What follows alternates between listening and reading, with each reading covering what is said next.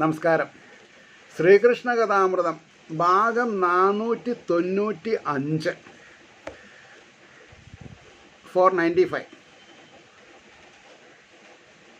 ഓം gum ഗണപതയേ നമഃ. ഓം some സരസ്വതേ സ്വാഹ. ഓം ശ്രീ ഗുരുഭ്യോ നമഃ. ഓം ശ്രീ രംഗനാഥശർമ്മണേ നമഃ. നാരായണ നാരായണ നാരായണ നാരായണ നാരായണ നാരായണ നാരായണ നാരായണ നാരായണ നാരായണ നാരായണ. ഓം ശ്രീകൃഷ്ണാർപ്പണമസ്തു. ഓം ശ്രീകൃഷ്ണായ പരബ്രഹ്മണേ നമഃ. ഓം ശ്രീകൃഷ്ണായ പരമാത്മനേ നമഃ. ഹരേ രാമ രാമ രാമ ഹരേ ഹരേ, ഹരേ കൃഷ്ണ കൃഷ്ണ കൃഷ്ണ ഹരേ ഹരേ.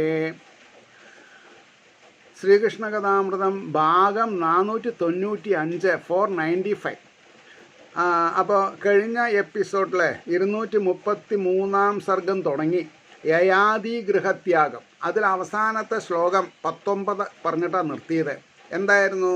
മൂഢൻ വിദ്വാൻ വൃദ്ധൻ എന്നില്ല, ആർക്കും ഉണ്ട് ഉള്ളിൽ ആ വിഷം. ആ മട്ടാം വിഷയഭ്രാന്തി വിടേണം ശുഭകാംക്ഷികൾ. ഏതാ വിഷം എന്ന് പറഞ്ഞത്? രാഗദ്വേഷാദിമാലിന്യം ആരിലും തെല്ലുമെന്നിയേ സർവത്ര ഭഗവത്ഭാവം കാൺമോളം മധു നീങ്ങിടാം. സർവത്ര ഭഗവത്പാദം അനുഭവത്തിൽ വരാതെ കണ്ട് രാഗദ്വേഷാദി സങ്കുലമായ മാലിന്യങ്ങൾ നീങ്ങില്ല. അതുകൊണ്ടാണ് മൂഢൻ വിദ്വാൻ വൃദ്ധൻ എന്നില്ല, ആർക്കും ഉണ്ടുള്ളിൽ ആ വിഷം. ഏത് വിഷം? രാഗദ്വേഷാദികൾ, അതായത് കാമ ക്രോധ മത മത്സര ലോഭ ഭയാദികൾ. ഇതുണ്ടായും കൊണ്ട് അമ്പലത്തിൽ പോയിട്ട് യാതൊരു കാര്യമില്ല, സപ്താഹം കേട്ടിട്ട് യാതൊരു കാര്യമില്ല. കാര്യം എന്താ? ഈ രാഗദ്വേഷാദികളാകുന്ന മാലിന്യങ്ങളെ ഇല്ലായ്മ ചെയ്യുക എന്നുള്ളതാണ്. അത് വർദ്ധിക്കുന്ന രീതിയിലാണ് അല്ലേ? ആചാര്യവരണം കഴിഞ്ഞാൽ 2 ദിവസം, അത് കഴിഞ്ഞാൽ 3-ാം ദിവസം ആൾ വേറെ സപ്താഹം കേൾക്കും. അതാണ് ശരിയെന്ന് എല്ലാവരും മനസ്സിലാക്കും. ആർക്കും ആരെയും കൺട്രോൾ ചെയ്യാൻ പറ്റില്ല. പറഞ്ഞ എല്ലാവരും വേൾഡിലി മെറ്റീരിയലിസ്റ്റിക് ലൈഫിലുള്ള ലാഭമാണ് നോക്കണത്. ആധ്യാത്മികതയെ ഉദരംഭരികളായിട്ട് ക്രയവിക്രയം ചെയ്യാണ് ചെയ്യുന്നത്. അതുകൊണ്ടാണ് ഈ പറഞ്ഞത്. അപ്പോൾ ഇവിടെ പറയണോ, ആമട്ടാം വിഷയഭ്രാന്തി വിടേണം ശുഭകാംക്ഷികൾ. ശുഭം കാക്ഷിക്കുന്നുണ്ടെങ്കിൽ, അല്ല അശുഭമാണ് വേണ്ടത് വിചാരിച്ചാൽ ഇതൊന്നും ഞാൻ പറഞ്ഞതൊക്കെ ഞാൻ മടക്കിയെടുത്തു. അശുഭമാണ് നിങ്ങൾക്ക് ആവശ്യം വിചാരിച്ചാൽ അങ്ങനെ ആയിക്കോട്ടെ കേട്ടോ. അപ്പോൾ ഇവിടെ 20ാമത്തെ ശ്ലോകം എന്താ പറയേണ്ടത്? തൊട്ടിരിക്കായ തർപ്പങ്ങൾ മകളെല്ലാമാകിലും ഇളക്കും ഇന്ദ്രിയ കൂട്ടമേതും പണ്ഡിതനാകിലും. ഇത് ഇന്നത്തെ കാലത്ത് നമ്മൾ നമ്മളെ തന്നെ ശപിക്കും. തൊട്ടിരിക്കായ ആരെ? തൻ പെങ്ങൾ മകൾ എല്ലാമാകിലും തൻ്റെ സഹോദരീനെയോ മകളെയോ കൂടി തൊട്ടിരിക്കാൻ പാടില്ല ആണുങ്ങൾ. അത് പറഞ്ഞാൽ നമുക്കത്ര ഇഷ്ടമായി എന്ന് തോന്നില്ല. കാരണം അത് വിഭ്രാന്തിക്ക് ഇടയാവും. അതുകൊണ്ടാണ് പറഞ്ഞത്. മായയാണ് നമ്മളെ വഷളാക്കണതേ. അതുകൊണ്ടാണ് തൊട്ടിരിക്കായ തൻ പെങ്ങൾ മകൾ എല്ലാമാകിലും ഇളക്കും ഇന്ദ്രിയ കൂട്ടം ഏതു പണ്ഡിതനാകിലും. ഇല്ലേ? അച്ഛൻ കള്ളു കുടിച്ച് വന്ന് മകളെ പ്രാപിച്ച് നശിപ്പിക്കണം. ഇപ്പോൾ ഇതിൻ്റെ ഇടയ്ക്ക് സംവേർ ഇൻ ബോംബെ 13 വയസ്സായ സഹോദരൻ 15 വയസ്സായ സഹോദരിയെ ഗർഭം ധരിപ്പിച്ചു. പേപ്പർ ന്യൂസാണ് പറഞ്ഞത്, വാട്സപ്പിൽ വന്നതാണ് പറഞ്ഞത്. സഹോദരനാണ്. അപ്പോൾ കുട്ടിക്ക് കലശലായിട്ട് വയറുവേദന. പോകുമ്പോൾ എന്താ, കുട്ടി ഗർഭവതിയാണ്. നോക്കുമ്പോൾ ആരാ വില്ലൻ? സ്വന്തം സഹോദരൻ. എത്ര വയസ്സ്? 13. എൻ്റെയൊക്കെ പ്രായത്തിൽ 13 വയസ്സായ കുട്ടികളെ തേച്ചു കുളിപ്പിച്ചിരുന്നു അച്ഛനമ്മമാർ. ഞാൻ പറഞ്ഞതിൻ്റെ സംഗതി മനസ്സിലായോ? അതുകൊണ്ടാണ് പറഞ്ഞത് ഇളക്കും ഇന്ദ്രിയ കൂട്ടം ഏതു പണ്ഡിതനാകിലും എന്നാണ് പറഞ്ഞിട്ടുള്ളത്. അപ്പോൾ തികച്ചും 1000 വർഷം നിന്നോടൊത്തു വസിക്കലും. ഈ യയാതി ദേവയാനിയോട് പറയാണ്, തികച്ചും 1000 വർഷം നിന്നോടൊത്തു വസിക്കലും ഇപ്പോഴും ഉള്ളിൽ നിൽപ്പുണ്ട് ആ വിഷയ കൗതുകം. ഇപ്പോഴും 1000 വർഷം എൻ്റെ ഒപ്പം ഞാൻ ജീവിച്ചു, എന്നിട്ടും വിഷയമാകുന്ന കൗതുകം, പറഞ്ഞില്ലേ, രാഗദ്വേഷാദി മാലിന്യം, അതിപ്പോഴും എൻ്റെ മനസ്സിലുണ്ടെന്നാണ് പറഞ്ഞത്. അപ്പോൾ ആകയാലിതു വിട്ടുള്ളം പരമാത്മാവിലെപ്പോഴും ചേർത്ത് മറ്റൊന്നും ഓർക്കാതെ കാട്ടിൽ താൻ ചെന്നു വാഴൂ ഞാൻ. അതുകൊണ്ട് ആകയാലിത് വിട്ട് ഉള്ളം പരമാത്മാവിലെപ്പോഴും ചേർത്ത് ഇനി മറ്റൊന്നും ഓർക്കാതെ കാട്ടിൽ താൻ ചെന്നു വാഴൂ ഞാൻ. കണ്ടതും കേട്ടതും നേരായി കാണെങ്കിൽ ആത്മാവ് നഷ്ടമാം. ശ്രദ്ധിക്കണം, കണ്ടതും കേട്ടതും നേരായി കാണെങ്കിൽ ആത്മാവ് നഷ്ടമാം. കണ്ടതും കേട്ടതുമല്ല, അനുഭവമാണ് ഗുരു.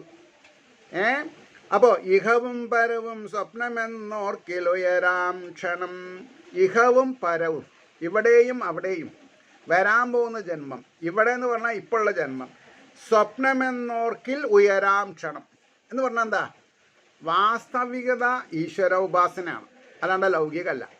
അതുകൊണ്ടാണ് ഇഹവും പരവും സ്വപ്നമെന്നോർക്കിൽ ഉയരാം ക്ഷണം. പത്നിയോടോതി വണ്ണം പൂരുവിന്നേകീയവനം. പുരുവിന് കൊടുത്തിട്ട് അദ്ദേഹം എന്ത് ചെയ്തു? പുരുവിന്നേകി യൗവനം, എന്നിട്ട് തൻ്റെ വാർദ്ധക്യം യയാതി തിരിച്ചു വാങ്ങി. ആശയാകെ അകറ്റി തൻ ജരവാങ്ങി മഹാശയൻ. അവിടെ ആ 3-ാമത്തെ ശ്ലോകത്തിൽ ആദ്യത്തെ വരി ശ്രദ്ധിക്കണം. എന്താ? ആകെ അകറ്റി, ആശാപാശങ്ങളെ അകറ്റിയാൽ രക്ഷപ്പെട്ടു. ആശാപാശങ്ങളിൽ നിന്നുകൊണ്ട് നമുക്കൊന്നും ചെയ്യാൻ പറ്റില്ല. ആശയാകെ അകറ്റി തൻ ജരവാങ്ങി മഹാശയൻ യദുവിന്നേകി തെക്കേ ദിക്കനുവിന്നു വടക്കുമാം. അതായത് യദുവിന്നേകി തെക്കേ ദിക്കനുവിന്നു വടക്കുമാം. ദൃഹ്യവിന്നും കിഴക്കേതും പടിഞ്ഞാറ് അത് ശരി. അദ്ദേഹത്തിൻ്റെ വേറെ 4 മക്കളുണ്ടല്ലോ, അപ്പോൾ അവർക്കൊക്കെ സ്ഥലം കൊടുക്കണ്ടേ? അതാണ് യദുവിന്നേകി തെക്കേ ദിക്ക് അനുവിന്ന് വടക്കുമാം. ഞാൻ എത്ര ബുദ്ധിമുട്ടിച്ചുണ്ടോ അത് പഠിക്കാൻ, കാരണം എൻ്റെ ശ്രദ്ധയിൽ വരുന്നില്ല അത്. ഞാൻ എന്ത് മലയാളമാണ് ഈശ്വര ഇത് വിചാരിച്ചു കൂട്ടശ്വരായിട്ട്. യദുവിന്നേകി തെക്കേ ദിക്ക് അനുവിന്ന് വടക്കുമാം. ദൃഹ്യുവിന്ന് കിഴക്ക് ഏതും പടിഞ്ഞാറ് അപരന്നുമാം. മറ്റാൾക്കും എന്നിട്ട് പറയണു 26-ാമത്തെ ശ്ലോകം, ദാനഫലം വലുതാണ് നാളെ ആശയം. അതെന്താ കേൾക്കുക? ഭൂമിക്കെല്ലാം ആധിപത്യം പുരുവിന്നേകി മന്നവൻ.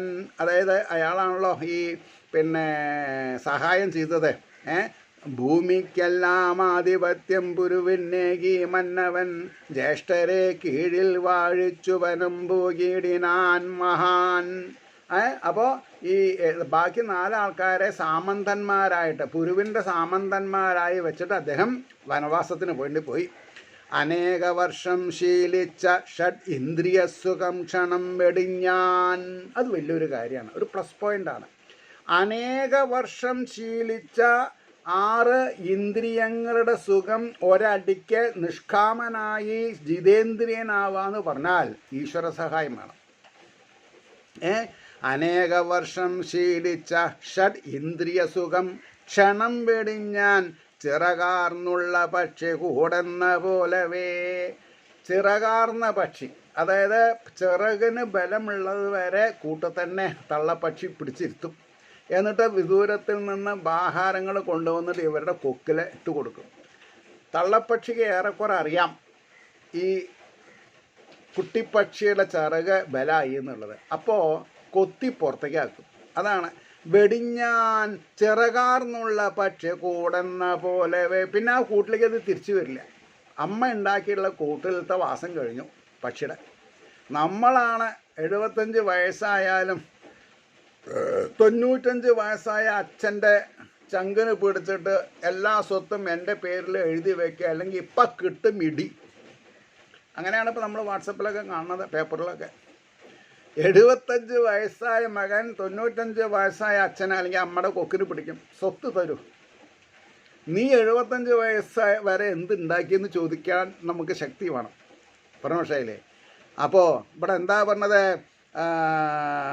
ആത്മാനുഭൂതിയാൽ മറ്റു മനോദേഹാദിബന്ധനം അകന്ന് വാസുദേവങ്കൽ അണഞ്ഞാൻ നഹുഷാത്മജൻ.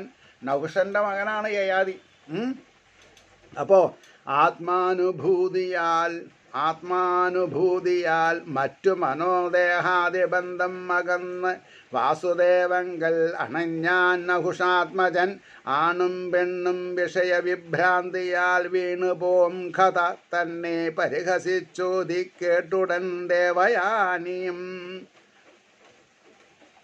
ഞാനവിടെ വെരി ഗുഡ് എന്നാണ് എഴുതിയണത്. എന്താ കാരണം? ആണും പെണ്ണും വിഷയവിഭ്രാന്തിയാൽ വീണുപോം എന്ന കഥ തന്നെ പരിഹസിച്ചോതി കേട്ട് ഉടൻ ദേവയാനിയും, അതായത് ദേവയാനിയോട് യാത്ര പറയുമ്പോൾ പറഞ്ഞില്ലേ, 1000 സംവത്സരങ്ങൾ എൻ്റെ ഒപ്പം ഇരുന്നിട്ടും ഇപ്പോഴും രാഗദ്വേഷാദി മാലിന്യം എൻ്റെ മനസ്സിലുണ്ട്. അതുകൊണ്ട് പെങ്ങളാണെങ്കിലും മകളാണെങ്കിലും തൊട്ടിരിക്കാൻ പാടില്ല എന്നൊക്കെ വേദാന്തം പറഞ്ഞുവല്ലോ. അത് ഓർത്തിട്ട് ദേവയാനി എന്ത് ചെയ്തു? കർമാധീനർക്കെഴും ബന്ധം വണ്ടിയിൽ കണ്ട മാതിരി മാത്രം എന്നോർത്തുറപ്പിച്ചാൽ ഈശ്വരങ്കൽ തന്നവൾ. നമ്മളില്ലേ ബോംബെ എന്നൊക്കെ നാട്ടിലേക്ക് വരുമ്പോൾ അടുത്തിരിക്കുന്ന ആൾക്കാരായിട്ട് കുടുംബ വർത്തമാനങ്ങളൊക്കെ പറയും. പിന്നെ കാണാം, നമ്പർ തരൂ, അഡ്രസ്സ് തരൂ. അത് പ്ലാറ്റ്ഫോമിൽ ആ ടിക്കറ്റ് കളയണതിൻ്റെ ഒപ്പം തന്നെ പോയിട്ടുണ്ടാവും. അപ്പം 1000 സംവത്സരങ്ങൾ ഒരു വണ്ടിയിൽ യാത്ര ചെയ്തിട്ടുള്ള ആ യയാതിയുടെ വേദാന്ത പൊരുളാകുന്ന വാക്കുകൾ കേട്ട് വൈരാഗ്യം വന്ന് ദേവയാനി ഉടനെ ഒരു യൂട്ടേൺ എടുത്തു എന്നാണ് മനസ്സിലാക്കേണ്ടത്. അതിനുള്ള ഒരു കഴിവ് നമ്മൾ ശ്ലാഘനീയമാണ്, അപ്രീഷിയേറ്റ് ചെയ്യണം. മനസ്സിലെ സർവവും സ്വപ്നമായി കണ്ട് ഭഗവത് കൃപയാലുടൻ ശ്രീകൃഷ്ണനിൽ മനസ്സർപ്പിച്ച് അവളും കൃതകൃത്യയായി ചെയ്യേണ്ടത് ചെയ്തു എന്നുള്ള ലാഘവത്തോടു കൂടി. അത് കഴിഞ്ഞ് ഈ സർഗത്തിൽ 32ാമത്തെ ശ്ലോകമാണ് അവസാനം. എന്താ പറഞ്ഞത്? എൻസർക്കിൾ ചെയ്തിട്ടുണ്ട്. അപ്പോൾ അതിൻ്റെ ഒരു ഗൗരവം നിങ്ങൾക്ക് മനസ്സിലാക്കാം. ശ്രീകാന്ത ഗോവിന്ദ ഹരേ മുരാരേ ശ്രീകാന്ത. അങ്ങനെ വായിച്ചാലേ നിർത്തി വയ്ക്കാൻ പറയാം. ശ്രീകാന്ത, ശ്രീ എന്ന് പറഞ്ഞാൽ ഐശ്വര്യം, മഹാലക്ഷ്മി. മഹാലക്ഷ്മിയുടെ കാന്തനായിരിക്കുന്ന ഗോവിന്ദ ഹരേ മുരാരേ, എൻ്റെ പാപങ്ങളൊക്കെ ഹരിക്കുന്നവനെ, ഹരിച്ചുകൊണ്ടിരിക്കുന്നവനെ, ഹരിച്ചവനെ. ശ്രീകാന്ത ഗോവിന്ദ ഹരേ മുരാരേ മുകുന്ദ നാരായണ വാസുദേവ. ഈ ഒരു ശ്ലോകം പഠിച്ചാൽ മതി. അതിനർത്ഥം അറിഞ്ഞിരിക്കണം. സദാസമയത്തും ഉരുവിടുക, വണ്ടിയിൽ പോകുമ്പോഴും.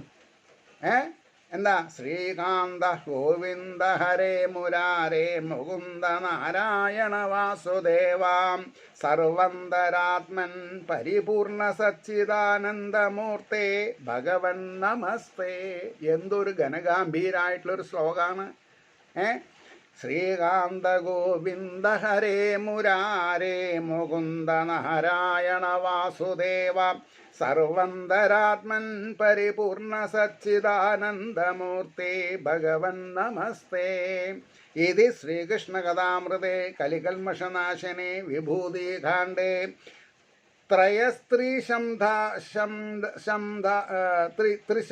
ത്രിശാധികദ്വിശതമഃ സർഗഃ. സർവത്ര ഗോവിന്ദനാമ സങ്കീർത്തനം. ഗോവിന്ദ ഗോവിന്ദ. ഇനി വേറൊരു കഥയാണ് പറയണത്. ഏതാ കഥ? 234 സർഗം ദുഷ്യന്ത ഭരതചരിതം. ദുഷ്യന്തൻ്റെയും ഭരതൻ്റെയും, ദുഷ്യന്തൻ്റെ മകനാണ് ഭരതൻ. അപ്പോൾ ദുഷ്യന്ത ഭരതചരിതം എന്താ നോക്കാം. ഒന്നാമത്തെ ശ്ലോകം. ഉര ചെയ്യാം പുരുവംശം അതില്ല, അതിലല്ലി ജനിച്ചു നീ. ആരെ? പരീക്ഷിത് മഹാരാജാവേ. ഭരതൻ്റെ പിൻഗാമികളായിട്ടാണല്ലോ ഭാരതവർഷത്തിലെ. അപ്പോൾ ദുഷ്യന്തൻ്റെ മകൻ ഭരതൻ അപ്പം ഉര ചെയ്യാം പുരുവംശം അതിലല്ലേ ജനിച്ചു നീ, അതിലുണ്ടായി രാജർഷിമാരും ബ്രാഹ്മണ വംശ്യരും. അപ്പോൾ നിൻ്റെ മുതുമുത്തശ്ശന്മാരിൽ ആരൊക്കെ ഉണ്ടായിരുന്നു? രാജർഷികളെ, രാജാക്കന്മാരിൽ ഋഷിത്വമുള്ളവരെ, പിന്നെയോ ഋഷിമാരും ബ്രാഹ്മണ വംശ്യരും, ബ്രാഹ്മണ്യമുള്ള ഒരാൾക്കാരുണ്ടായിരുന്നു. ജനമേജയൻ പുരുപുത്രൻ, ജന്മേയജൻ പുരുപുത്രൻ, പ്രജിന്വാനും പ്രവീരനും നമസ്യുചാരുവും നാലാൾ വഴിക്കും വടിജാതരാം. അവന് സിദ്ധ്യുവാം പിന്നീടുള്ളോൻ ബഹുഗവാഖ്യനാം. പിന്നെ സംയാതിതൻ പുത്രൻ അഹം യാതി അവൻ മകൻ. അതാണ് ഹെറിഡിറ്ററി ആയിട്ട് പറഞ്ഞു വരികയാണ്. പിന്നെയോ രൗദ്രാക്ഷൻ അപ്സരസിംഗൽ പത്താൾ അനൃതേയുവിൽ രന്ധിഭാരൻ അവൻ മക്കൾ മൂന്നാൾ സുമതിയും ധ്രുവൻ. ഇളയോൻ അപ്രതിരഥൻ മകൻ കണ്ണൻ അവൻ മകൻ മേധാതിഥി മഹാൻ. പ്രക്സ്വാനാധ്യർത്തൻ മക്കൾ വിപ്രരായി. അതാണ് ക്ഷത്രിയന്മാരിൽ തന്നെ ചിലവര് ബ്രാഹ്മണരായി. എങ്ങനെ? കർമ്മം കൊണ്ട്. സുമതിക്കു മകൻ രൈഭ്യൻ ദുഷ്യന്താഖ്യൻ അവൻ മകൻ. ഈ സുമതിയുടെ മകൻ രൈഭ്യൻ്റെ മകനാണ് ആരെ? ദുഷ്യന്തൻ. അവൻ മകൻ ഭടരോടൊത്തു നായാട്ടിനൊരു നാൾ പോകയാ നൃപൻ കണ്വാശ്രമത്തിൽ ചെന്ന് പോൾ. അതായത് ദുഷ്യന്തൻ. അപ്പോൾ പിന്നെ ഭടരോടൊത്ത് ആ ദുഷ്യന്താഖ്യൻ അവൻ, ദുഷ്യന്തൻ എന്ന് പറഞ്ഞ ആളെ മകൻ ഭടന്മാരോടൊത്ത് നായാട്ടിനൊരു നാൾ പോകെ ആ നൃപൻ, ഏത് നൃപൻ? ഈ ദുഷ്യന്തൻ കണ്വാശ്രമത്തിൽ ചെന്നപ്പോൾ കണ്ടാനൊരു മൃഗാക്ഷിയെ. മൃഗാക്ഷി എന്ന് പറഞ്ഞാൽ മാൻകണ്ണിയാൾ എന്നർത്ഥം. മാനിൻ്റെ കണ്ണ് പോലെ സുന്ദരമായിട്ടുള്ളവളെ. അപ്പോൾ മൃഗാക്ഷിയെ ആശ്ചര്യമായ സൗന്ദര്യത്തിങ്കൽ മോഹിച്ചു പോയുടൻ ചോദിച്ചാൻ മെല്ലെ മധുരസ്മിതമാർന്ന മനോഹരൻ. മധുരസ്മിതമാർന്ന മനോഹരൻ പെൺമണി തയ്യലാളാം നീ ചൊല്ലുക ആരുടെ പുത്രിയാം? ആരുടെ മകളാണ് നീയെ? കേൾക്കാൻ എനിക്ക് താല്പര്യമുണ്ട്. ജനസഞ്ചാരമില്ലാത്ത കാട്ടിലധികം ജനസഞ്ചാരം ഉണ്ടാവില്ല. ജനസഞ്ചാരമില്ലാത്ത കാട്ടിൽ എന്തിനു വാഴൂ നീ? വിവാഹപ്രായമായിട്ടും കഴിഞ്ഞില്ലെന്നു കാണുമോ ഞാൻ. വിവാഹപ്രായമായിട്ട് വിവാഹം കഴിയാത്ത സുന്ദരീമണിമാരെ ചെറുപ്പക്കാർക്ക് കണ്ടാൽ മനസ്സിലാവുന്ന അർത്ഥം. പ്രസവിച്ചിട്ടുണ്ടോ ഇല്ലയോ എന്നൊക്കെ. അതൊക്കെ ഒരു പ്രത്യയശാസ്ത്രമാണ്, സൈക്കോളജിയാണ്, എന്തെങ്കിലും ആവട്ടെ, അല്ലെങ്കിൽ വിജ്ഞാനാണെന്ന് വിചാരിക്കാം. കണ്ടാൽ എനിക്ക് തോന്നുന്നുണ്ട് അപ്പോൾ കണ്ടാൽ എനിക്ക് തോന്നുന്നുണ്ട് തോന്നുന്നുണ്ടൊരേ ഏതോ രാജപുത്രിയാം. കണ്ടാൽ എനിക്ക് തോന്നുന്നുണ്ട് ഏതോ രാജപുത്രിയാം. എന്തെന്നാൽ പുരുവംശത്തിൽ പിറന്നുള്ളവർക്കൊരിക്കലും അധർമ്മകാര്യത്തിൽ മനസ്സനഞ്ഞിടില്ല തീർച്ചയാം. ഇത് വളരെ ശ്രദ്ധിച്ച് മനസ്സിലാക്കണം. ഞാൻ പുരുവംശത്തിൽ പിറന്നവനാണ്. അപ്പോൾ എനിക്ക് ഒരു രാജകന്യയെ കണ്ടാലുണ്ടാവുന്ന ഒരു മനോധർമ്മം ഒരു ബ്രാഹ്മണ സ്ത്രീയെയോ ദാസി സ്ത്രീയെയോ കണ്ടാണ്ടാവില്ല. ഒരു രാജകുല വംശത്തിൽ പറഞ്ഞവളാണ് നീ എന്നുള്ളത് എൻ്റെ മനസ്സ് പറയണോ. എൻ്റെ മനസ്സിന് വികാരം വരണം എന്നുണ്ടെങ്കിൽ ഒരു ക്ഷത്രിയജാത സുന്ദരിയാണ് നീ എന്നുള്ളത് ഞാൻ മനസ്സിലാക്കിയെന്നാണ്. അതാണ് വലിയ ഒരു എടുത്ത പൊന്താത്ത എന്താ പറയുക, സിമ്പിൾസ് ഓഫ് ഹൈറാർക്കി. സിമ്പിൾസ്, ചിഹ്നങ്ങൾ, ഹൈറാർക്കി, തറവാട്ട് മഹിമ എന്നൊക്കെ പറയും. അതുകൊണ്ടാണ് എന്തെന്നാൽ പുരുവംശത്തിൽ പിറന്നുള്ളവർക്കൊരിക്കലും അധർമ്മകാര്യത്തിൽ മനസ്സനഞ്ഞിടില്ല തീർച്ചയാം. എന്തിനധികം ഈ സബ്ജക്റ്റിലേക്ക് നമ്മൾക്ക് വഴുതി വീഴാൻ ഇതേപോലത്തെ ഒരു ഒന്നൊന്നര പ്രസ്താവനകൾ വ്യാസൻ്റെ തൂലികേനെ നമസ്കരിക്കാം. ശകുന്തള അലിഞ്ഞോതി നേരാം ചൊല്ലിയതൊക്കെയും. അപ്പോൾ ഈ കുട്ടിയുടെ പേര് ശകുന്തളയാണ്. ശകുന്തള അലിഞ്ഞോതി, അതായത് ഇത്രയും ചെറുപ്രായത്തിൽ ഫിലോസഫിക്കലായിട്ട് കാര്യങ്ങളൊക്കെ മനസ്സിലാക്കി സംസാരിക്കുന്ന ഒരാളെ ചെറുപ്പക്കാരനെ കാണാമെന്ന് പറഞ്ഞാൽ വിവാഹപ്രായമായിട്ടുള്ള തരുണികൾക്ക് താല്പര്യം കൂടും. ഇദ്ദേഹത്തിന് അങ്ങോട്ട് താല്പര്യം ഉണ്ടായി കൊടുത്തു തന്നെയാണ് ശകുന്തളയ്ക്ക് ഇങ്ങോട്ടും. ശകുന്തള അലിഞ്ഞോതി നേരാം ചൊല്ലിയതൊക്കെയും വിശ്വാമിത്രൻ്റെ മകളാം കാട്ടിൽ അമ്മ വെടിഞ്ഞവൾ. അതായത് ദേവലോകത്തെ ഒരു സ്ത്രീയായിരുന്നു അല്ലേ. അപ്പോൾ വിശ്വാമിത്രൻ്റെ മകളാണ് ഞാൻ, കാട്ടിലമ്മ വെടിഞ്ഞവൾ കണ്വർഷി ചൊല്ലിയാം ഞാനിതറിഞ്ഞതു നൃപോത്തമ. ഹേ രാജകുല ശ്രേഷ്ഠ, എൻ്റെ വളർത്തച്ഛനായിട്ടുള്ള കണ്വ മഹർഷി പറഞ്ഞിട്ടാണ് മനസ്സിലാക്കിയത്. എൻ്റെ അച്ഛൻ വിശ്വാമിത്രനാണ്, ദേവലോകത്തൊരു നാരിയിലുണ്ടായതാണ് ഞാൻ. ഇരിക്കാം ഇവിടം വേണ്ടുന്നതെന്തു ഉര ചെയ്തിടാം. അങ്ങേക്ക് ഇവിടെ ഇരിക്കാം, വരൂ ഇരിക്കൂ. പിന്നെ എന്താ വേണ്ടച്ചാൽ പറയണം. ചുക്കുവെള്ളം വേണോ അതോ സാധാരണ വെള്ളം മതിയോ? ഇരിക്കാം ഇവിടം വേണ്ടുന്നത് എന്തുമുര ചെയ്തിടാം. തിനച്ചോറുണ്ട് ഇഷ്ടമെങ്കിൽ. അവിടെയാണ് ഇപ്പോൾ ഈ പ്രമേഹമുള്ളവർക്ക് വാട്സപ്പിലൊക്കെ കാണാം നവധാന്യങ്ങൾ, അതായത് ചെറുധാന്യങ്ങളെന്നാണ് പറയുക. അപ്പോൾ ഈ തിന എന്ന് പറഞ്ഞാൽ മുള കട്ടിട്ടിട്ടുണ്ടാവുന്ന അരി, അതാണ് ഈ തിന എന്ന് പറഞ്ഞത്. മുളയരിയാണത്. അപ്പോൾ കാട്ടിലതൊക്കെ കിട്ടുക. അപ്പോൾ കാട്ടിൽ ഋഷീശ്വരന്മാർ അതൊക്കെയാണ് ഉപയോഗിക്കുന്നത്, മനസ്സിലായില്ലേ. അത് പ്രത്യേകിച്ച് ഈ ശകുന്തളയെ പാതിര് തരുണിമാർക്ക് ഈ കാട്ടുകിഴങ്ങോ ഉണങ്ങിയ ഇലകളൊന്നും പറ്റിയെന്ന് വരില്ല. അതൊരു കൺസെഷൻ കൊടുത്തിട്ടുള്ളതാ. അതുകൊണ്ടാണ് തിനച്ചോറുണ്ട് ഇഷ്ടമെങ്കിൽ വിശ്രമിക്കാം ഒരിത്തിരി, കുറച്ച് വിശ്രമിക്കാം അങ്ങേക്ക്. ആഹാരം ഇവിടെ ഇതാണുള്ളത്. ദുഷ്യന്തനോദി. അപ്പോൾ ദുഷ്യന്തൻ അതിന് മറുപടി പറയണു, നിൻ വംശത്തിനു യോജിച്ചതാം വഴി. അതായത് വിശ്വാമിത്രൻ്റെ മകളായിരിക്കാൻ നീയെ മതി. കാരണം നിൻ്റെ തിരുമൊഴി അല്ലേ, രാജവംശക്കാരാകുമ്പോൾ അങ്ങനെയൊക്കെയാണല്ലോ പറയുക. നിൻ്റെ ഉരിയാടൽ, നിൻ്റെ ശാലീന സുന്ദരമായിട്ടുള്ള വാക്കുകളാൽ കാര്യങ്ങൾ പറഞ്ഞ് മനസ്സിലാക്കാനുള്ളൊരു വ്യഗ്രത. ദുഷ്യന്തനോദി നിൻ വംശത്തിനു യോജിച്ചതാം മൊഴി ചൊല്ലി നീ വരനെ കന്യയോജിക്കുകിൽ ചൊല്ലി നീ വരനെ വാക്കുവശകൾ ചൊല്ലി നീ വരനെ കന്യയോജിക്കുകിൽ വരിച്ചിടാം.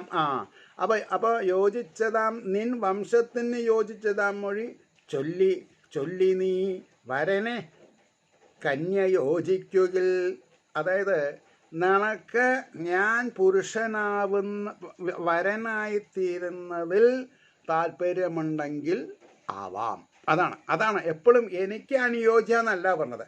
നിൻ്റെ മാനസിക അവസ്ഥയ്ക്ക് അനുയോജ്യനായ വരനാണ് സ്വയംവരം ചെയ്യാമെന്നുണ്ടെങ്കിൽ ഞാൻ സന്നദ്ധനാണ്. അല്ലാണ്ട് നമ്മുടെ ആഗ്രഹങ്ങൾ അങ്ങോട്ട് അടിച്ചേൽപ്പിക്കരുത് സ്ത്രീകളുടെ മുകളിൽ. എപ്പോഴും സ്ത്രീക്ക് ആണ് എന്ത് കൊടുക്കേണ്ടത്, പ്രിഫറൻസ്. ചൊല്ലി നീ വരനെ കന്യയോജിക്കുകിൽ അന്യൻ യോജിക്കുകിൽ വരിച്ചിടും. ഗന്ധർവ വിധിയുണ്ട് ഓമൽ വിചാരിക്കേണ്ടതില്ലതിൽ ഭാവം കണ്ടുടൻ രാജപുങ്കവൻ പ്രിയതൻ കരം. അതായത് ഈ നിനക്ക് യോജിച്ചവനാണോ ഞാൻ എന്ന് ചോദിച്ചപ്പോൾ അവരുടെ മുഖത്തുണ്ടായ ഒരു പ്രസാദം, തലകുനിച്ച് വയറിൽ കൊണ്ട് നിലത്ത് ചിത്രം വരച്ചപ്പോൾ മനസ്സിലായി ഇവൾക്ക് എന്നിൽ അനുരാഗം ഉണ്ട് എന്നുള്ളത്. അതുകൊണ്ടാണ് ഭാവം കണ്ടുടൻ രാജപുങ്കവൻ കേമനാണ്. പ്രിയതൻ കരം പിടിച്ചാൻ ദേശകാലജ്ഞൻ ആനന്ദാകുലമാനസൻ. എന്തൊക്കെയാ വേണ്ടത്? ആനന്ദാകുലമാനസൻ അമോഘവീരൻ അവിടം വാണാനന്നവൾ കൂടവേ. ഒരു ദിവസത്തെ വീഴ്ചയുണ്ടായി എന്നർത്ഥം. അമോഘവീരനാം പാപപങ്കലമില്ലാത്ത ആ വീര്യൻ വീരൻ അവിടം വാണാൻ അന്ന് അവൾ കൂടവേ. അന്ന് കണ്ണുമഹർഷി അവിടെ ഇല്ലാന്നർത്ഥം ചുരുക്കത്തിൽ. പിറ്റേന്നു കാലത്തവൾ വിരലിനൊരു മോതിരം അണിയിച്ചു പുറപ്പെട്ടാൻ പുകളേറും നൃപോത്തമൻ. ഞാനിവിടെ വന്നു, ഒരു ദിവസം അന്ത്യം ഉറങ്ങി എന്നുള്ളതിന് ഒരു കൗതുകമേറുന്ന എന്താ പറയുക ചിഹ്നം. അല്ലാണ്ട് ഞാൻ ഇവിടെ വന്നിട്ടുമില്ല, നീ എൻ്റെ ഒപ്പം കടന്നിട്ടുമില്ല എന്നല്ല പറഞ്ഞത്. അങ്ങനെയുള്ള ഇപ്പോഴൊക്കെ ആൾക്കാരെങ്ങനെയാണ്, കാര്യം നടന്നാൽ പാലം കടക്കോളം നാരായണ, പാലം കടന്നാൽ ഗോരായണ എന്ന് പറഞ്ഞ കൂടുതലാണ് അല്ലേ. ഇപ്പോൾ എത്രയോ ആൾക്കാർ അച്ഛനും അമ്മയും അറിയാണ്ട് ജോലി സ്ഥലത്താന്ന് പറയണു, ഗർഭം ധരിക്കണു, കുട്ടീനെ പുതപ്പിച്ചിട്ട് റോഡിലേക്ക് എറിയണു. വോളിബോൾ കളിക്കണ കൂട്ടത്തില, ഒരൊറ്റ ഏറാ. ഇതിപ്പോൾ വോളിബോളല്ല, മറ്റേ ഡിസ്കസ് ത്രോ എറിയണ കൂട്ടത്തിൽ, അല്ലെങ്കിൽ ഷോർട്ട് പുട്ട് എറിയണ കൂട്ടത്തിൽ എന്നൊക്കെ വേണമെങ്കിൽ പറയാം. നമ്മുടെ സംസ്കാരത്തിൻ്റെ പോരായ്മയാണത്, വേറെ ഒന്നുമല്ല. ഈ 8, 10, 12 വയസ്സിൽ ഇതൊക്കെ പഠിച്ചിട്ടുണ്ടെങ്കിൽ ഈ പ്രശ്നമൊന്നും ഉണ്ടായിരിക്കില്ല, മനസ്സിലായില്ലേ. അപ്പോൾ പിറ്റേന്നു കാലത്തവൾ തൻ വിരലൊന്നൊരു മോതിരം, വിരലിനൊരു മോതിരം, 5 മോതിരം അല്ലെ 4, 8 മോതിരമില്ല, അപ്പോൾ 10 മോതിരമുണ്ട്. തള്ളവിരലും കൂടി മോതിരമുണ്ട് ആൾക്കാർക്ക് ഇല്ലേ. കാതിൽ ഇവിടുന്ന് ഇങ്ങനെ തുടങ്ങിയിട്ട് ഒരു 12, 15 കുത്തണം എന്നൊക്കെയാണ്. അങ്ങനെയൊന്നല്ല. വിരലിനൊരു മോതിരം അണിയിച്ചു പുറപ്പെട്ട അൻപുകളേറും നൃപോത്തമൻ. കാലമാകവേ ആ സ്വാതി പെറ്റാളൊരു മനോജ്ഞനെ, മനസ്സിന് ഇമ്പം നൽകുന്നതായ ഒരു രാജകുമാരനെ പ്രസവിച്ചു. കണ്വർഷി ജാതകർമാതി ചെയ്താനുത്സാഹപൂർവകം. കണ്ണു മഹർഷി കുട്ടിക്ക് നാമകരണാദികളൊക്കെ ചെയ്യിച്ചു, ജാതകമൊക്കെ എഴുതി. സിംഹക്കുട്ടിയെയും ചെന്നിട്ടവൻ കെട്ടിവലിച്ചിടും. അവന് മുട്ടിൽ ഇഴയാൻ തുടങ്ങിയപ്പോഴേക്കും കാട്ടിൽ പോയിട്ട് സിംഹക്കുട്ടികളെ നരിക്കുട്ടികളെയൊക്കെ പിടിച്ച് വായൊക്കെ പിളർന്ന് പല്ല് വന്നു എന്ന് നോക്കത്രേ. അതാണ് പറഞ്ഞത്. സിംഹക്കുട്ടിയെയും ചെന്നിട്ടവൻ കെട്ടിവലിച്ചിടും. ചൊൽവൂ ഭഗവതംശാംശമെന്നാൽ ആശ്ചര്യമെന്തതിൽ. ഇവിടെ വലിയൊരു വേദാന്ത പ്രക്രിയ ഉണ്ട്. രാജാവ് ഈശ്വരാംശജനാണ്, എല്ലാവർക്കും രാജാവാൻ പറ്റില്ല. ഭഗവാൻ ശ്രീകൃഷ്ണൻ 64 ദിവസം കൊണ്ട് സാന്ദീപിനി ആശ്രമത്തിലെ 64 കലകളെ പറ്റി പഠിച്ചു. ആ 64 കലകളുള്ളവനാണ് രാജാവ്. എന്നാൽ ഭഗവാൻ ശ്രീകൃഷ്ണൻ അത് സ്വീകരിച്ചുവോ? ഇല്ല. കാരണം എന്താ? യദു വംശത്തിൽ പറഞ്ഞ അദ്ദേഹത്തിന്, ആ വംശത്തിന് അല്ലേ യയാതിക്ക് ഇത് ആരോഗ്യം കൊടുക്കാത്തത് കാരണം അവർക്ക് രാജചിഹ്നങ്ങളില്ലാണ്ട് പോട്ടെ എന്ന് പറഞ്ഞ് ശപിക്കണ്ടായി. ആ ശാപം ഇദ്ദേഹത്തിന് ഒരു അനുഗ്രഹമായി എന്നാണ് പറഞ്ഞത് അല്ലേ. അല്ലാണ്ട് ഇപ്പോൾ ഭഗവാനിപ്പോൾ ഭഗവാൻ ആരാ? സർവജ്ഞനാണ്, സർവശ്രേഷ്ഠനാണ്. അതുകൊണ്ടാണ് പറഞ്ഞത് ഇവിടെ എന്താ ചൊല്ലുവൂ ഭഗവതംശാംശം. ഭഗവാന്റെ അംശം രാജാവ്, ആ രാജാവിൻ്റെ അംശം രാജകുമാരൻ. ചൊലൂ ഭഗവതംശാംശം എന്നാൽ അതിപ്പോൾ അതിലെന്തത്ര ആശ്ചര്യമുള്ളതാണെന്നാണ് ചോദിക്കുന്നത്. ഭഗവാന്റെ അംശാംശമല്ലേ, പിന്നെ എന്താ അത്ര അത്ഭുതമുള്ളത്? ആ വിധം വീര്യമേറിയിടും ആ മനോജ്ഞ കുമാരനെ ശകുന്തള എടുത്തെത്തി വരഗേഹത്തിൽ ആ നൃപൻ. അങ്ങനെ ഒരു ദിവസം ആ കുട്ടീനെ ഒക്കത്ത് വെച്ചും കൊണ്ട് അല്ലെങ്കിൽ കൈവിരൽ പിടിച്ചും കൊണ്ട് ആ ശകുന്തള ദുഷ്യന്തൻ്റെ രാജകൊട്ടാരത്തിൽ ഒരു ദിവസം എത്തി. ആ വിധം വീര്യമേറിയിടും ആ മനോജ്ഞ കുമാരനെ ശകുന്തള എടുത്തെത്തി വരഗേഹത്തിൽ ആ നൃപൻ മുറ്റത്തു നിർത്തിനാൻ പോലും. സംഗതി വശാൽ ഒരു ട്വിസ്റ്റ് ഉണ്ടായി. എന്താ? ഉമ്മർത്ത് അവിടെ നിർത്തി. ഇങ്ങോട്ട് കിടക്കരുത്, അവിടെ നിൽക്കൂ. ആരാ എന്താ ചോദിച്ചു എന്നാ. ഞാൻ ഓർമ്മയില്ല, ഇതാ ഒരു മോതിരം. അതൊന്നും എനിക്ക് ഓർമ്മയില്ല. അതിപ്പോൾ മോതിരം ആരെങ്കിലും തന്നതാവും, ഞാനല്ല എന്നാ. പിന്നെ ഇതാണ് ഈശ്വരേച്ഛ. എങ്ങനെയാ തകിടം മറിയാന്ന് നമുക്ക് പറയാൻ പറ്റില്ല. ആ വിധം വീരമേറിയിടും ആ മനോജ്ഞ കുമാരനെ ശകുന്തള എടുത്തെത്തി വരഗേഹത്തിൽ ആ നൃപൻ മുറ്റത്ത് നിർത്തിനാൻ പോലും. അങ്ങനെ ചെയ്യാൻ പാടുമെന്നാണ്. ചെയ്തു. പിന്നെന്താ? മുറ്റത്ത് നിർത്തിനാൻ പോലും. ആ വാചകത്തിൻ്റെ ഒരു ഇൻറ്റൻസിറ്റി, അതിൻ്റെ ഒരു കാഠിന്യം തൊട്ട ഷോക്കടിക്കും നമുക്ക്. അതാണ് മുറ്റത്ത് നിർത്തിനാൻ പോലും. കണ്ണു മഹർഷി എടുത്ത് വളർത്തിയിട്ടുള്ള മകളെ ഒരു രാജാവ് മുറ്റത്ത് നിർത്തി. എന്താണ് രംഭട മകളോട്ടെയാണ് അല്ലേ, അങ്ങനെ പറയാം. ഇനി വായിക്കും പറയും. ഏതോ ദേവലോകത്തിലത്തെ ആളാണ് രംഭ തന്നെ എൻ്റെ. അപ്പോൾ ഇവിടെ പറയുന്നു അമ്മ അപ്പോൾ പറഞ്ഞു മുറ്റത്ത് നിർത്തിനാൻ പോലും സ്വാധിയൊട്ടാകെ മാർഗവേ. സ്വാധി എന്ന് പറഞ്ഞെന്താ? സാധു എന്നുള്ളതിൻ്റെ സ്ത്രീലിംഗ സ്വാധി. സാധി എന്ന് പറഞ്ഞാൽ സ്വാത്വിക ഗുണനിധിയായിരിക്കുന്ന ആ സ്ത്രീരത്നം ആ നിന്ന നിപ്പിൽ വിയർത്തുകൊണ്ട് മാഴ്കവേ ദുഃഖത്തിലാണ്ടു. വാനിൽ നിന്നേവരും കേട്ടാൻ അശരീരിണിയാം മൊഴി. ആ നിൽപ്പ് കണ്ട് ഉടനെ തന്നെ അശരീരി ഉണ്ടായി എന്നാണ് പറഞ്ഞത്. എന്താ അശരീരി? അമ്മ തോൽപാത്രമാണ് എന്ന് പറഞ്ഞാൽ നമ്മളെ ഗർഭം ധരിക്കാൻ തോൽപാത്രം വയറുള്ളവളാണ് അമ്മ. അച്ഛൻ തന്നെയാം പുത്രജന്മതൻ. കുട്ടീനെ ജനിപ്പിക്കുന്നത് അച്ഛനാണ്. അച്ഛൻ്റെ ബീജം അമ്മയുടെ ഉദരത്തിലെത്തി അത് വളരണം. അതാണ് തോൽപാത്രം എന്നുള്ളതൊക്കെ ഇങ്ങനെ പറയുമ്പോൾ വൈരാഗ്യം വന്ന് കാട് കയറും. അതാണ് സ്ഥിതി. അങ്ങനെയാണ്.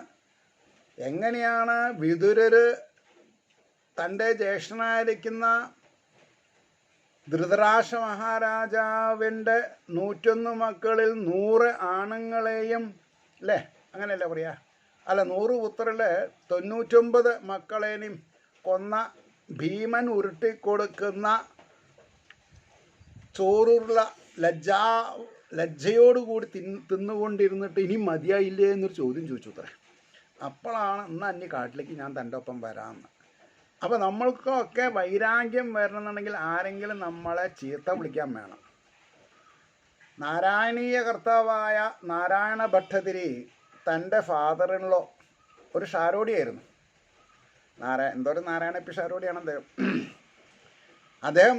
അപ്പോൾ ഇദ്ദേഹം ബ്രഹ്മമുഹൂർത്തത്തിൽ നിന്ന് നീക്കിച്ചേർത്തില്ല. തൻ്റെ മകളെ വിവാഹം കഴിച്ച് സുഖലോലുപനായിട്ട് ഇങ്ങനെ കൂടുമായിരുന്നു എന്നാണ് പറഞ്ഞത്. അപ്പോൾ കുറേ ആൾക്കാർക്ക് ഇദ്ദേഹം സംസ്കൃതത്തിൽ ക്ലാസ് എടുക്കുന്നുണ്ട്. അപ്പോൾ 7-8 മണിയായപ്പോൾ ഉറക്കച്ചവിട് ആയിട്ട് പുറത്തേക്ക് ഇങ്ങനെ വരികയാണ് പല്ല് തേക്കാൻ. അപ്പോഴാണ് ഇൻഡയറക്റ്റായിട്ട് പറഞ്ഞത്, ഒരു ബ്രാഹ്മണ ജന്മം കെട്ടിയിട്ട് മനുഷ്യൻ പിശാചനെ പോലെ പെരുമാറുന്നുണ്ടല്ലോ എന്നൊരു കമൻറ്റ് കൊടുത്തു അദ്ദേഹം. നേരെ പോയി പല്ല് തേച്ച് കുളിച്ച് ഓലോല വന്ന് ഇദ്ദേഹത്തിൻ്റെ കാക്കൽ സാഷ്ടാംഗം നമസ്കരിച്ചിട്ട് പറയാണ്, എന്നെ ശിഷ്യനാക്കി കൂട്ടണം എന്ന്. അങ്ങനെയാണ് നാരായണ ഭട്ടതിരി ഒരു യൂട്ടേൺ എടുത്തത്. ഇതൊക്കെ കഥകളാണ്, കഥകളല്ല. ഇപ്പോൾ ഒരു 450, 50, 500 കൊല്ലം മുമ്പുണ്ടായ കാര്യങ്ങളാണ്. അപ്പോൾ അതൊക്കെ നമുക്ക് ഓർമ്മ വരണം. അപ്പോൾ ഇവിടെ അപ്പോൾ അമ്മ തോൽപാത്രമാണ്, അച്ഛൻ തന്നെയാം പുത്രജന്മതൻ, കൈക്കൊള്ളുക മകനെ തെല്ലും പഴിക്കാക ഇനി പത്നിയെ എന്നൊരു അശരീരി ഉണ്ടായിരുന്ന. നിൻ്റെ മകനാണ് ഈ കുട്ടി, ആ മകനെ നൊന്ത് പ്രസവിച്ചവളാണ് അവൾ, നീയാണ് ആ കുട്ടിയുടെ അച്ഛൻ, ഇനി അവളെ പഴിക്കരുത്, സ്വീകരിക്കുമെന്നാണ് അശരീരി ഉണ്ടായത്. വംശം വളർത്തിയിടും പുത്രൻ. ഈ പുത്രൻ എന്ന് പറഞ്ഞാൽ എന്താ? വംശം വളർത്തുന്നവനാണ്. പുത്രിയാണെങ്കിൽ വിവാഹം കഴിച്ചു കൊടുത്താൽ അവിടുത്തെ വംശം വളരുക. അതൊരു ടെക്നിക്കാലിറ്റിയാണ് കേട്ടോ. ഉടൻ അപ്പോൾ പറഞ്ഞു, വംശം വളർത്തിയിടും പുത്രൻ നൽകും നരകമോചനം. അച്ഛനെ നരകത്തിൽ ചെല്ലാതെ കണ്ട് സ്വർഗത്തിലേക്ക് അയക്കണതാരാ? എന്ന നരകത്തിൽ നിന്ന് ത്രാണനം ചെയ്യുന്നവനാണ് പുത്രൻ എന്നാ പറയാം. അപ്പോൾ ഇവിടെ പറയും, നൽകും നരകമോചനം നീ തന്നെയാം ഗർഭഹേതു സത്യമാം ചൊൽവത് ഈ സതി. ഈ സതി എന്ന് പറഞ്ഞെന്താ? ഭർത്താവിന് അനുകൂലമായി നിൽക്കുന്നവള്, ധർമ്മിഷ്ഠ എന്നൊക്കെ അർത്ഥം പറയാം. അതുകൊണ്ട് ഇവൾ പറയുന്നത് സത്യമാണ്, നീ ഇവളെയും കുട്ടിയെയും സ്വീകരിക്കൂ എന്ന് ഒരു അശരീരി ഉണ്ടായി എന്ന് പറഞ്ഞു. അതവിടെ നിൽക്കട്ടെ, ബാക്കി കാര്യങ്ങളൊക്കെ നാളെ പറയാം. ഏവർക്കും ശ്രീഹരിയുടെ അനുഗ്രഹാശിസ്സുകൾ നിർലോഭമുണ്ടാവട്ടെ എന്ന് പ്രാർത്ഥിച്ചുകൊണ്ട് വാക്കുകൾ ചുരുക്കുന്നു. നമസ്കാരം. നാളെ കാണാം.